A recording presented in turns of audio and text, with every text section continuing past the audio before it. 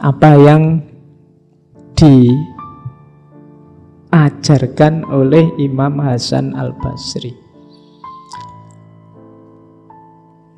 Ini dari beberapa sumber saya ambil cara berpikir sufistiknya. Yang pertama, ada pendefinisian yang sedikit berbeda, lebih mengarah ke dunia batin tentang apa itu muslim, apa itu mukmin, siapa itu sufi, siapa itu faqih. Faqih itu ulama ahli agama. Muslim adalah orang yang memasrahkan hati dan jiwa hanya kepada Allah. Kalau ini bisa dipahami dari definisinya, aslama yuslim. Tapi ada tambahannya. Yang kedua, membuat nyaman muslim yang lain dari gangguannya. Jadi kalau kalian ngaku muslim yang sejati, maka cirinya adalah batinmu, hidupmu, kamu pasrahkan sepenuhnya kepada Allah, dan keberadaanmu adalah rahmat bagi sekelilingmu. Orang sekelilingmu nyaman dengan keberadaanmu, itulah muslim. Kalau masih ada yang gelisah, masih ada yang susah dengan kehadiranmu, kamu belum muslim yang sejati. Kalau keberadaanmu hanya menggelisahkan, hanya nambah masalah, kamu belum muslim yang sejati. Itu definisi dari Imam Hasan Al-Basri. Kalau mukmin apa? Kalau mukmin adalah orang yang sadar, orang yang tahu bahwa apa yang dikatakan oleh Allah itulah yang harus dia lakukan. Ciri pertama. Terus dia takut pada Allah. Kemudian yang kedua, kalau dia menafkahkan hartanya atau beramal, seolah-olah dia tidak tahu. Dia tidak merasa kehilangan apa-apa. Tidak ada satupun barang dunia yang dia eman. Itu mukmin. Jadi bedanya muslim sama mukmin, kalau muslim itu kepasrahan jiwa dan kerahmatan kehadiranmu dalam lingkunganmu. Kalau mukmin itu perilaku seorang yang percaya terhadap firman Allah, kemudian orang yang hanya takut pada Allah, dan orang yang tidak perhitungan saat melakukan kebaikan. Itu mukmin. Nah, itu definisinya memang definisi sufistik. Kalau sufi apa? Sufi adalah orang yang hatinya isinya hanya Allah, selalu bertakwa pada Allah. Kalau bicara selalu benar, menepati janji, suka silaturahim, menyayangi yang lemah, tidak memuji diri, dan mengerjakan yang baik-baik. Saya bilang ini tadi bahannya muhasabah. Kalian kan ngaku muslim, sudah muslim beneran apa enggak? Kalian ngaku mukmin, sudah mukmin beneran apa enggak? Kalau sufi saya enggak tahu kalian ngaku sufi apa enggak. Ya.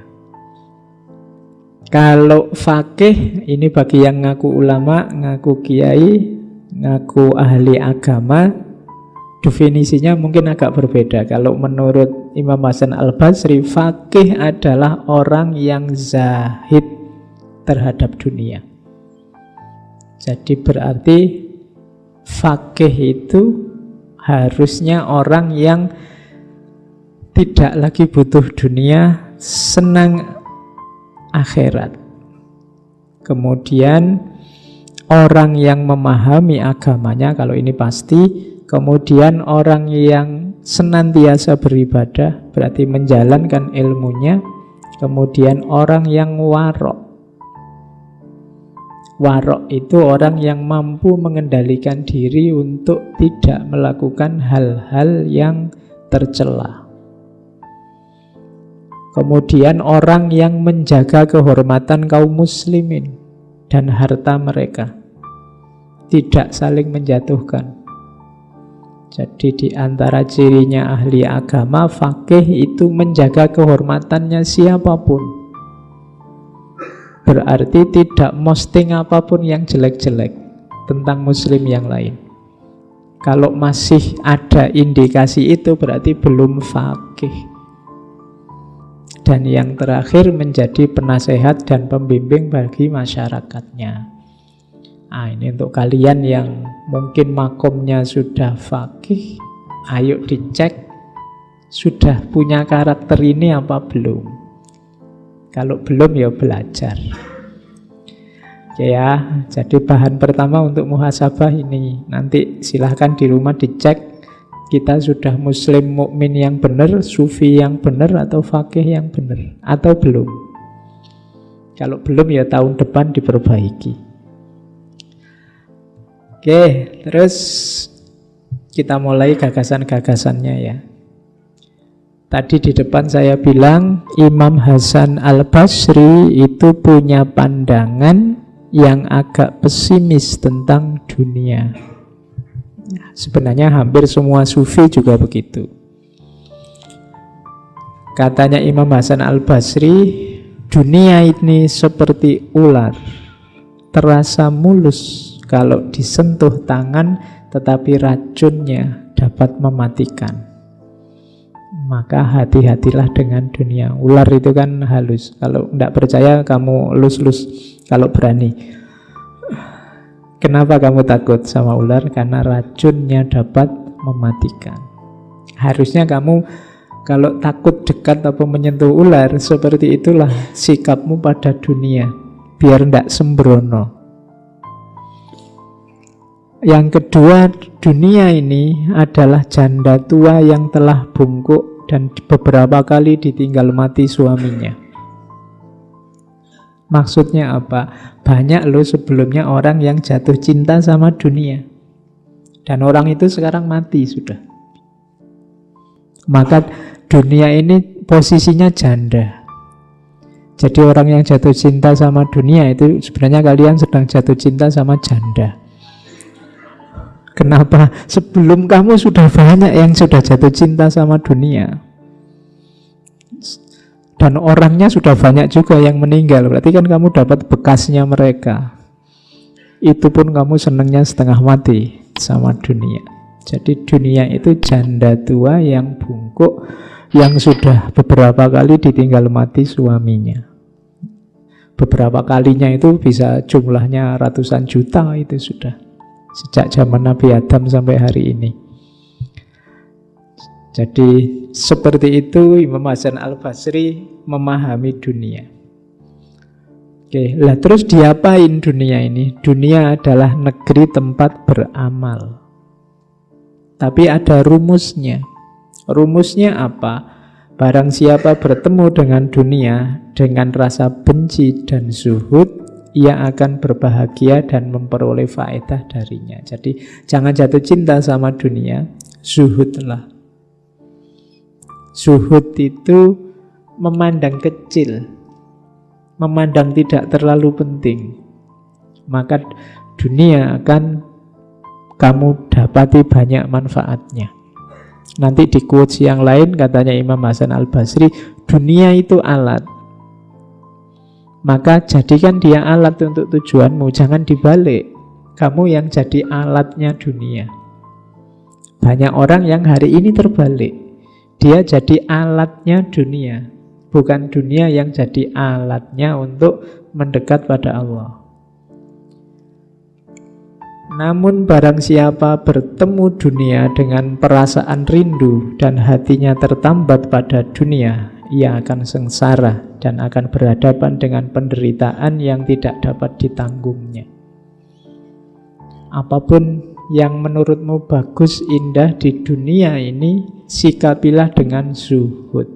Anggaplah dia kecil, tidak terlalu penting.